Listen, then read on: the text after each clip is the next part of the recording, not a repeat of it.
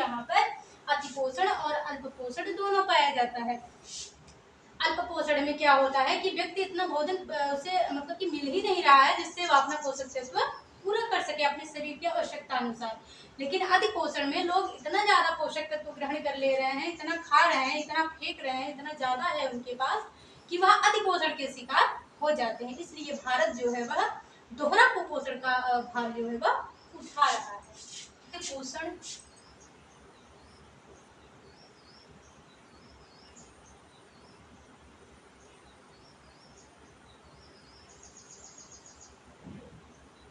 जन स्वास्थ्य पोषण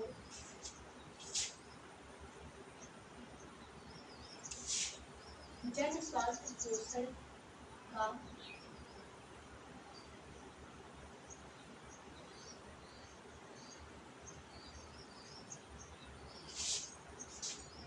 मूलभूत संकल्पना। ठीक है, तो जन स्वास्थ्य पोषण की मूलभूत संकल्पनाएं मतलब कि जन स्वास्थ्य पोषण की जो मूल संकल्पनाएं हैं वह कौन कौन सी हैं। ठीक है, जिनमें से हम पहला देख लेते हैं, जिनमें से हमारा पहला है जन स्वास्थ्य पोषण। जन स्वास्थ्य पोषण, ठीक है, पहला हमारा क्या है जन स्वास्थ्य पोषण। ठीक है, ये पहले में हमारा पहला है अध्ययन का,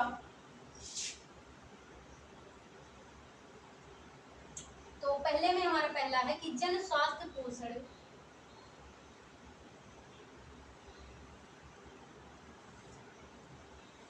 तो हमारी पहली हेडिंग है, तो हमारी पहली हेडिंग है कि जन स्वास्थ्य पोषण। ठीक है, जन स्वास्थ्य पोषण अध्ययन का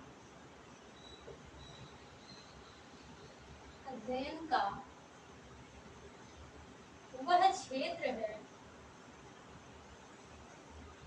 जन स्वास्थ्य पोषण अध्ययन का वह क्षेत्र है जिसमें पोषण संबंधी बीमारियां, जिसमें पोषण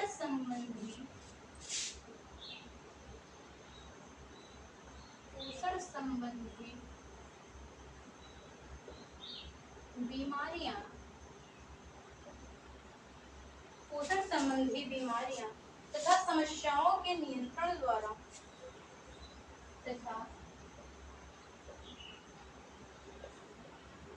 समस्याओं के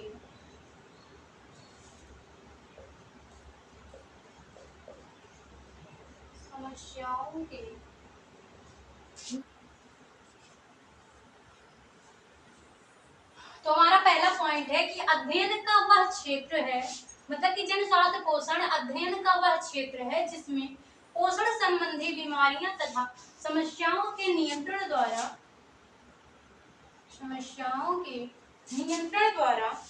अच्छे स्वास्थ्य को बढ़ावा देना,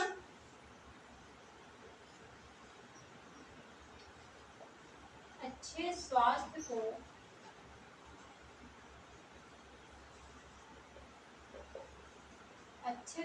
को बढ़ावा देना।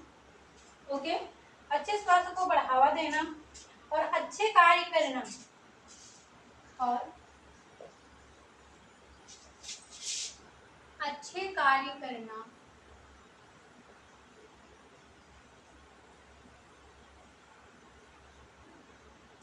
अच्छे कार्य करना किया जाता है।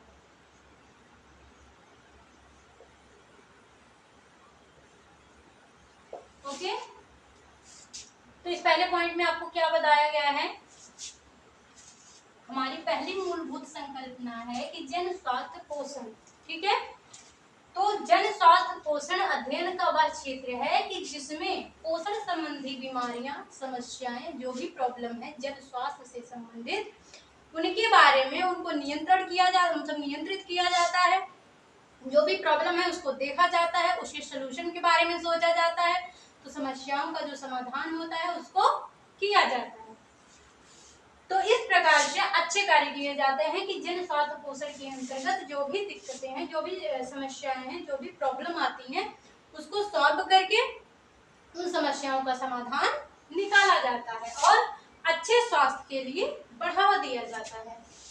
देन हमारा दूसरा पॉइंट है, ये हमारा पहला पॉइंट था। देन हमारा दूसरा पॉइंट है, जन स्वास्थ्य पोषण का मुख्य उद्देश्य होता है, मुख्य उद्देश्य होता है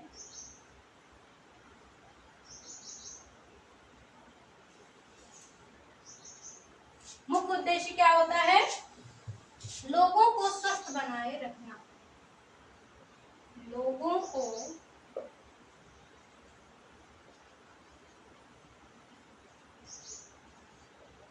स्वस्थ बनाए रखना। मुख्य उद्देश्य होता है कि लोगों को स्वस्थ बनाए रखना। ओके, ये हो गया हमारा पहला मूलभूत संकल्पनाओं में जो है। देन हमारा दूसरा है, दूसरे के अंतर्गत हमारा आता है समुदाय। ठीक है, क्या आता है हमारा? समुदाय। ठीक है, कम्युनिटी। तो समुदाय के अंतर्गत हम देखते हैं, यह लोगों का एक ऐसा विशिष्ट समूह होता है, यह लोगों का एक ऐसा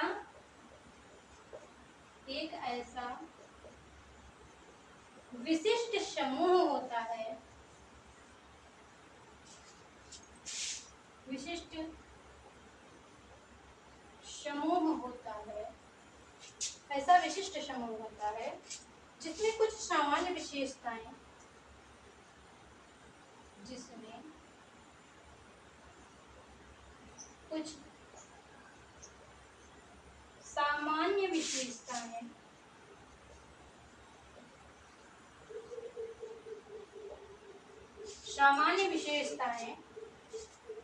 जैसे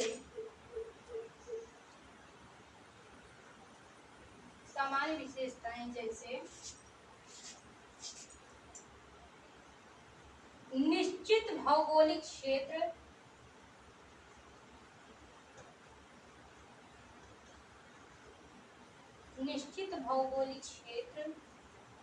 ठीक है। देन दूसरा क्या है? सामुदायिक भावना,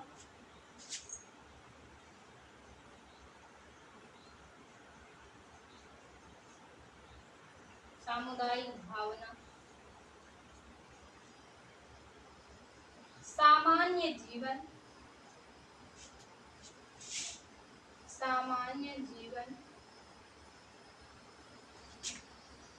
जो कि हमारा समुदाय के अंतर्गत आ रहा है, वो भी एग्जाम्पल में क्या था हमारा? सामान्य जीवन। ओके, देन उसके आगे क्या है हमारा? व्यक्तियों का एक समूह,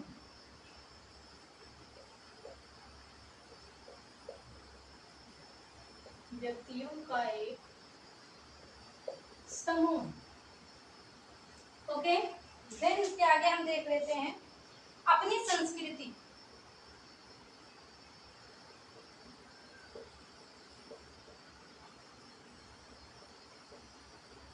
अपनी संस्कृति, इसमें एक जैसे भाषा,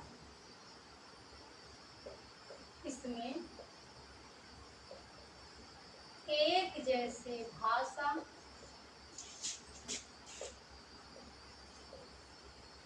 एक ही सरकार,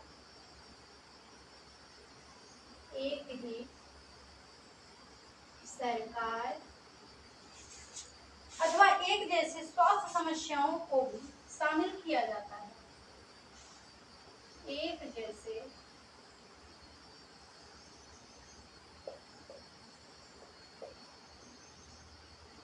स्वास्थ्य समस्याओं को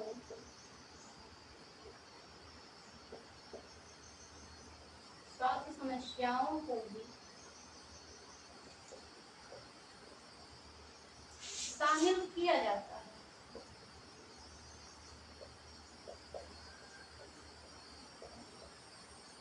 ओके, तो हमारे समुदाय का हमारा जो हेडिंग है इसमें यही बताया गया है कि समुदाय का मतलब होता है कि एक सामान्य जो लोग होते हैं, कई लोगों का वह एक समूह होता है, ठीक है, जिसमें कई लोग एक साथ मिलकर अच्छे व्यवहार के साथ रहते हैं।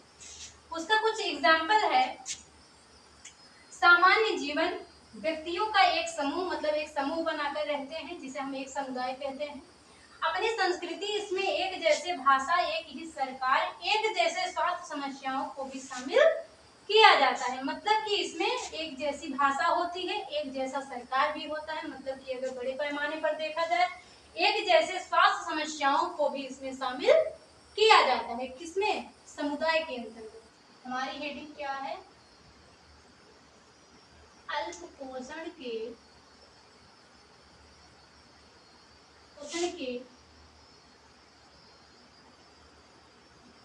मुख्य कारण, ठीक है,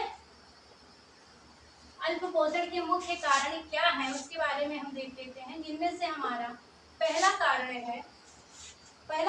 है भोजन की कमी, ठीक है, भोजन की कमी। ओके, देन हमारा दूसरा कारण है माता शिशु देखभाल की कमी, माता शिशु देखभाल की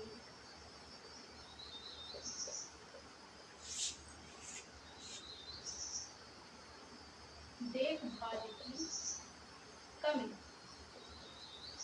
ओके, देन तीसरा कारण है हमारा स्वच्छ जल एवं स्वच्छता, स्वच्छ जल एवं स्वच्छता। ओके, देन हमारा चौथा कारण जो है वह है स्वास्थ्य सेवाओं की कमी, स्वास्थ्य सेवाओं की कमी। ओके, देन हमारा पांचवा कारण है कि शिक्षा का अभाव, ठीक है,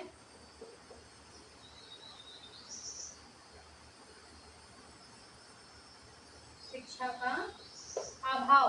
ओके, तो ये रहे हमारे अल्प पोषण के मुख्य 5 कारण, ठीक है। अगर भोजन की कमी रहेगी तो अल्प पोषण होगा, माता शिशु की देखभाल अगर अच्छे से नहीं की जाएगी तो कुपोषण होगा, स्वच्छ जल एवं स्वच्छता नहीं रहेगी, साफ सफाई नहीं रहेगा, जल स्वच्छ नहीं रहेंगे जो पीने योग्य होते हैं, तो उससे भी हमारा कुपोषण होगा।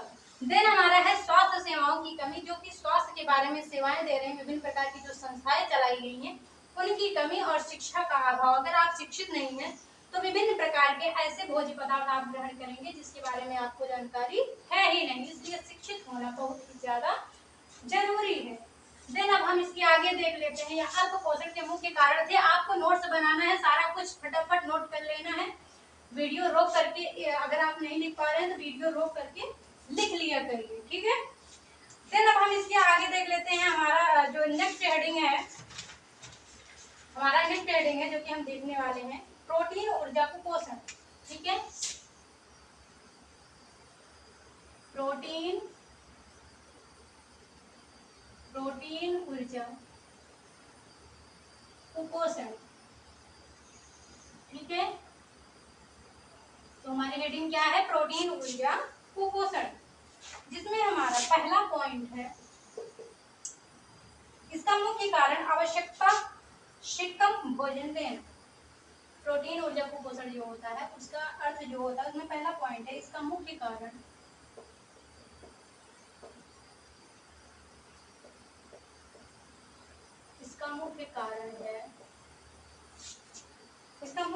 है कि आवश्यकता से कम भोजन लेना।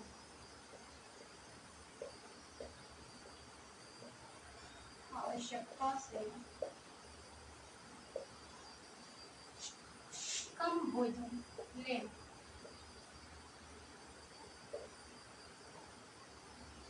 ओके, देन हमारा दूसरा पॉइंट है छोटे बच्चे अधिक आयु वर्ग, छोटे बच्चे अधिक आयु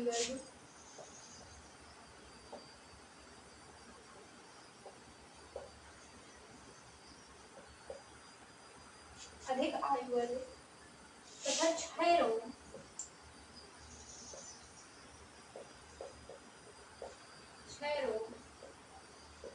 एड्स, ठीक है, क्षय रोग एड्स जैसे रोग से ग्रस्त व्यक्ति, जैसे रोग से ग्रस्त व्यक्ति में इस समस्या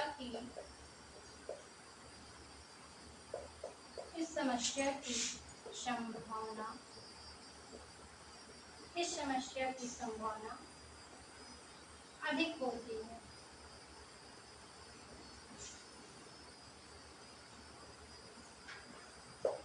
ठीक है,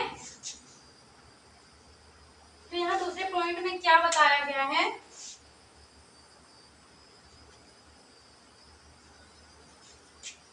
हमारा हेडिंग है प्रोटीन ऊर्जा कुपोषण। ठीक है, मतलब कि प्रोटीन की वजह से जो कुपोषण होता है, मतलब कि प्रोटीन की कमी से जो प्रॉब्लम हो रही है उसके बारे में हम देखेंगे। तो इसका मुख्य कारण क्या है कि आवश्यकता से कम भोजन लेना, मतलब कि जिन भोज्य पदार्थों में प्रोटीन मिलता है उन भोज्य पदार्थों को आवश्यकता से कम लिया जाता है, तभी प्रोटीन की दिक्कतें आते हैं। देन दूसरा है कि छोटे बच्चे अधिक आयु वर्ग के जो व्यक्ति हैं जिन्हें क्षय रोग हुआ है, जिन्हें एड्स हुआ है, ऐसे जो रोगग्रस्त व्यक्ति हैं इनमें इन समस्याओं की संभावना अधिक देखी जाती है। किसकी? प्रोटीन ऊर्जा कुपोषण की। ठीक है, तो अब हम देख लेते हैं दो प्रकार के रोग हो जाते हैं। अगर आपको प्रोटीन ऊर्जा कुपोषण है तो आपको दो प्रकार के रोग हो सकते हैं। वो क्या क्या है, जिनमें हमारा पहला है क्वाशियोरकर, पहला क्या है हमारा क्वाशियोरकर। देन दूसरा क्या है हमारा सूखा रोग। ओके, तो ये दो प्रकार के रोग हमें हो जाते हैं प्रोटीन ऊर्जा कुपोषण के कारण। क्या? पहला है क्वाशियोरकर, देन दूसरा है हमारा सूखा रोग। तो अब इसके बारे में हम थोड़ा डिटेल में देख लेते हैं। ठीक है, ये जो दो रोग हैं इनके बारे में हम थोड़ा डिटेल में देख लेते हैं, जो कि प्रोटीन ऊर्जा कुपोषण के कारण होते हैं। ठीक है, तो इनमें से हमारा पहला क्या है, तो इनमें से हम अपना पहला देख लेते हैं। पहला है हमारा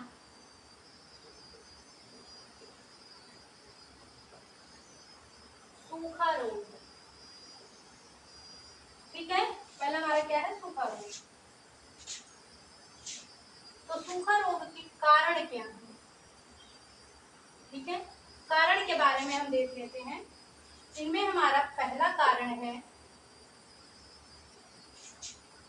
यह 15 महीने के बच्चों में पाया जाता है। यह 15 महीने के बच्चों में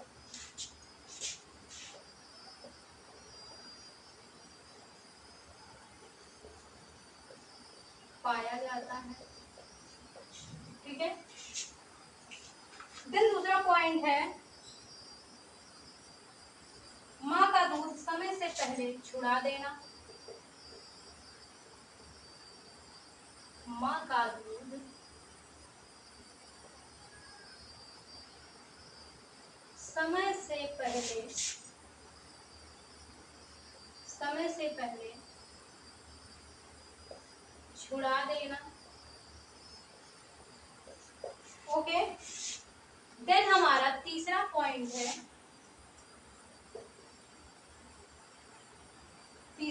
हैं हमारा ऊपरी आहार से मिलने वाले प्रोटीन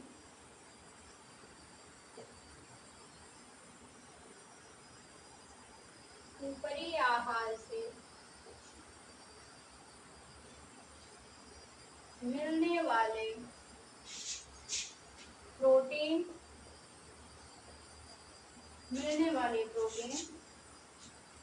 की मात्रा और पौष्टिकता में कमी। प्रोटीन की मात्रा एवं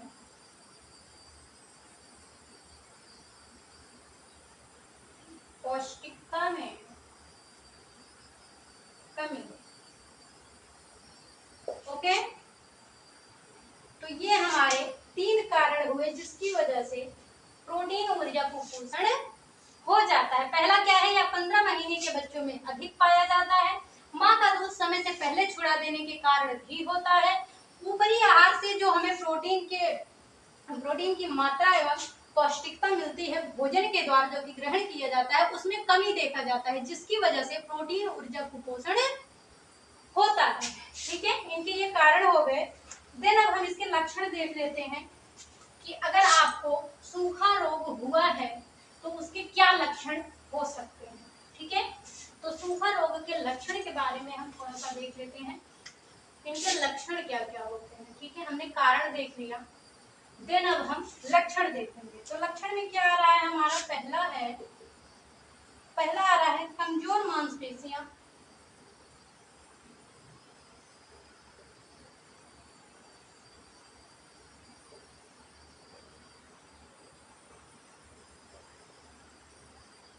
कमजोर मांसपेशियां। देन दूसरा लक्षण है वजन में कमी। वजन में कमी।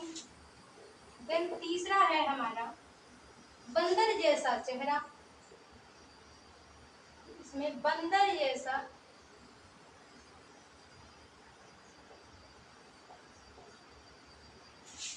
या फिर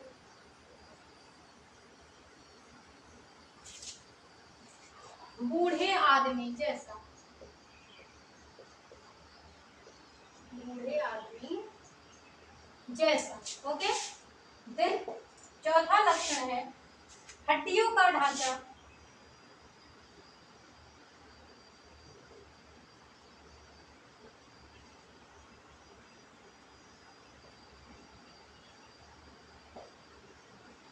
हड्डियों का जो ढांचा है वह बूढ़े आदमी की तरह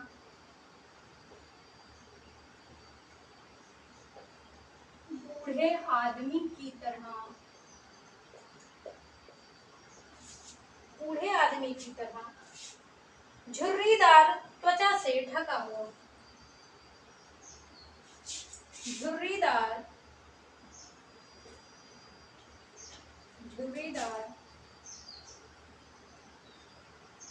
त्वचा से ढका हुआ। ओके,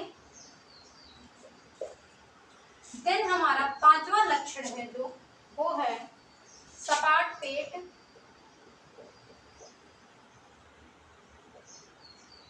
सपाट पेट। देन छठवां लक्षण है चिड़चिड़ापन।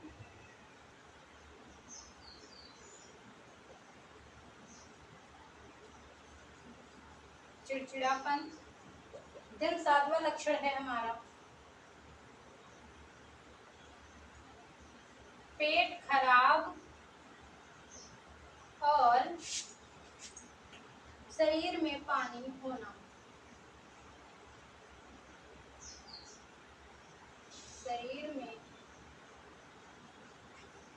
पानी भरना। ओके, तो ये क्या हो गए हमारे लक्षण। ठीक है,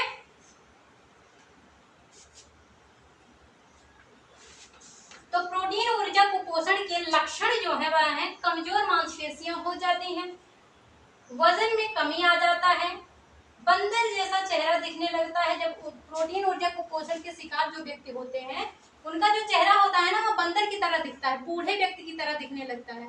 या आपके एग्जाम में आ सकता है कि किस पोषक तत्व की कमी से व्यक्ति का जो चेहरा होता है वह बूढ़ा जैसा या फिर बंदर जैसा दिखाई देने लगता है। तो आपको प्रोटीन ऊर्जा कुपोषण आपको याद रखना है, ठीक है।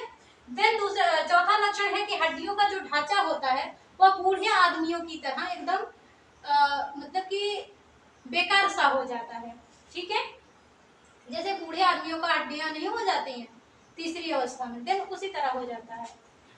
फिर उसके बाद हम देख लेते हैं हड्डियों का जो ढांचा है बूढ़े आदमी की तरह झुर्रीदार त्वचा से ढका हुआ। जब आदमी तीसरी अवस्था में जाता है उसकी जो ये त्वचा है यह जो है एकदम झुर्रीदार हो जाता है, लटका हुआ सा हो जाता है, ठीक है। तो उस प्रकार से उस जिसे प्रोटीन ऊर्जा कुपोषण हुआ रहेगा ना, तो चाहे 10 साल का ही रहेगा, 15 साल का ही रहेगा, तो भी उसकी त्वचा जो है वह झुर्रीदार हो जाएगी जैसे एक बूढ़े व्यक्ति की होती है। देन उसके बाद पांचवा लक्षण है कि सपाट पेट, चिड़चिड़ापन, पेट खराब और शरीर में पानी भरना। ये हो गए हमारे लक्षण, ठीक है। देन अब हम इसके आगे देख लेते हैं। ये हो गया हमारा क्या, सूखा रोग, जिनके हम लक्षण और कारण देख चुके हैं, ठीक है। ये हो गया हमारा सूखा रोग। तो प्रोटीन ऊर्जा कुपोषण के कारण दो रोग होते हैं ना, कौन कौन से, क्वाशियोरकर और सूखा रोग। तो सूखा रोग हम पढ़ चुके। अब हमारा दूसरा क्या है, क्वाशियोरकर, ठीक है। क्या है, क्वाशियोरकर, ठीक है। तो अब हम इसके बारे में देख लेते हैं, क्वाशियोरकर के बारे में, ठीक है। बच्चे के आहार में,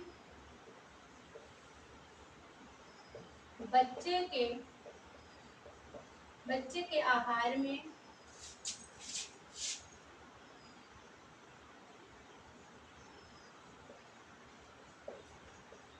कैलोरीज की मात्रा, कैलोरीज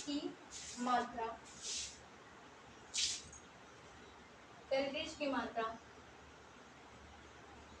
कम होने के कारण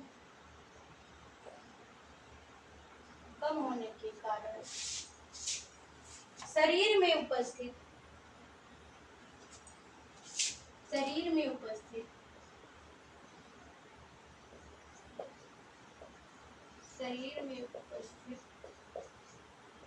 जो प्रोटीन होता है, उपस्थित जो प्रोटीन होता है वह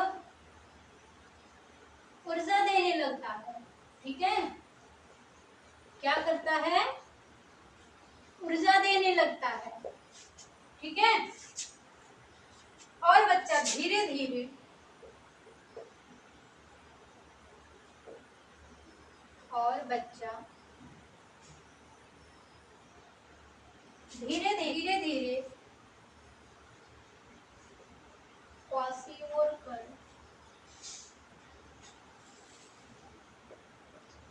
क्वाशियोरकर से पीड़ित हो जाता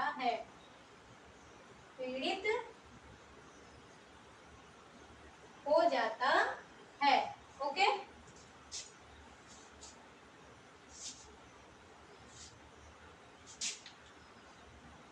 1 से 5 वर्ष में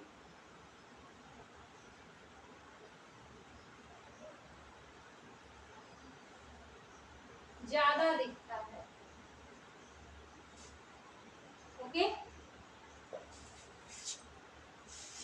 तो इसके बारे में हम क्या देख लिए, तो हमारा दूसरा क्या है, दूसरा है हमारा क्वाशियोरकर। तो बच्चे के आहार में जो कैलोरीज की मात्रा होती है, जो ऊर्जा प्रदान करता है, वह कम होने के कारण शरीर में जो उपस्थित प्रोटीन होता है वह ऊर्जा देने का काम करने लगता है। कब, जब बच्चे के शरीर में कैलोरीज की मात्रा कम हो जाती है, तो कैलोरीज जो ऊर्जा दे रहा है उसकी जगह पे जो उसके शरीर में प्रोटीन उपस्थित रहता है वह ऊर्जा देने का काम करने लगता है। जबकि प्रोटीन का कार्य होता है कि टूट फूट का मरम्मत करे, मतलब शरीर में जिन भी कोशिकाओं का, जिन भी ऊतकों का टूट फूट होता है, जो भी विभिन्न प्रकार की जो कि शरीर के अंदर टूट फूट होती रहती हैं, उनका मरम्मत करने का कार्य क्या होता है, प्रोटीन का होता है। तो प्रोटीन ऊर्जा दे रही है, गलत कार्य हो रहा है ना, तो कैलोरीज का कार्य होता है ऊर्जा देना। तो जब कैलोरीज की मात्रा मतलब बच्चे के शरीर में कम हो जा रही है, उसकी जगह पर प्रोटीन ऊर्जा दे रहा है, तो जब प्रोटीन ही ऊर्जा देने लगता है कैलोरीज की जगह पे, तो धीरे धीरे धीरे इसी प्रकार से होते होते वह जो बच्चा होता है वह क्वाशियोरकर से पीड़ित हो जाता है। ठीक है, ये जो है वह 1 से 5 वर्ष में ज्यादा देखा जाता है। ठीक है, 1 से 5 वर्ष में। देन अब हम इसके आगे देख लेते हैं क्वाशियोरकर के बारे में। आप लोग नोट से जरूर बनाइएगा। ओके, मैं बार बार बोलती हूँ कि आप नोट से जरूर बनाइएगा। तो इसके आगे हम देख लेते हैं 1 से 5 वर्ष में ज्यादा होता है। इसका मुख्य कारण, इनमें से हमारा पहला है, इसमें से मुख्य कारण मतलब कि इनका मुख्य कारण जो है वह भोजन में प्रोटीन की कमी है। भोजन में प्रोटीन की कमी है। देन दूसरा पॉइंट हम देख लेते हैं, प्रोटीन और कार्बोज में असंतुलन। प्रोटीन और कार्बोज में असंतुलन।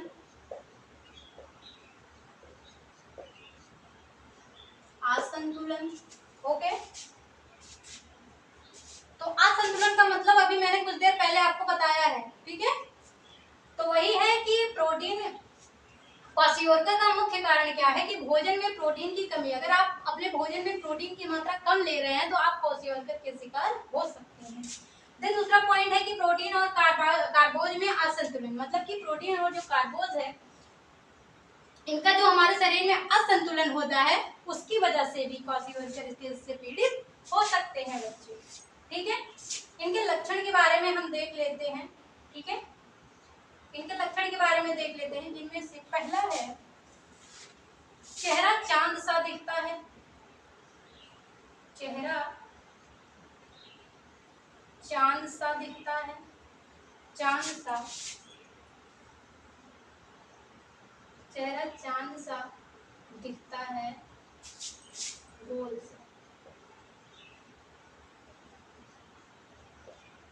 ओके, देन दूसरा लक्षण है शरीर में पानी के ठहराव के कारण, शरीर में पानी के ठहराव के कारण सूजन। ठीक है, देन तीसरा लक्षण है वसा युक्त यकृत के कारण पेट फूलना। वसा युक्त यकृत के कारण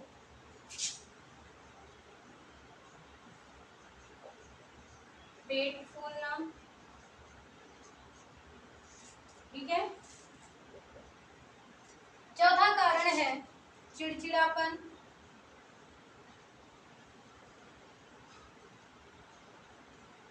ठीक है, पांचवा लक्षण है वृद्धि विकास रुक जाती है।